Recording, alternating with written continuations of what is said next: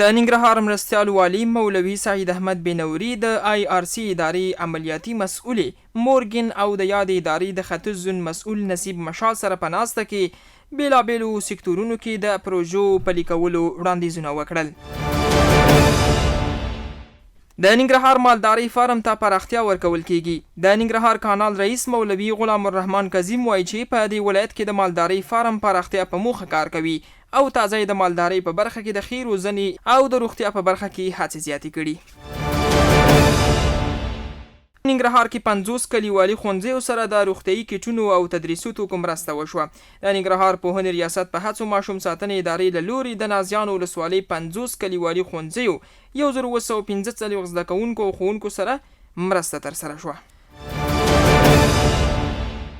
ننګرهار کې له کډوالۍ راستانه شویو سلګونو زده کوونکو څخه د سویې د تثبیت ازموینه واخیستل شوه. د پوهنې ریاست د مسؤلینو په وینا په دغه ازموینه کې له پاکستان راستانه شوي 415 زده کوونکو ګډون کړی و.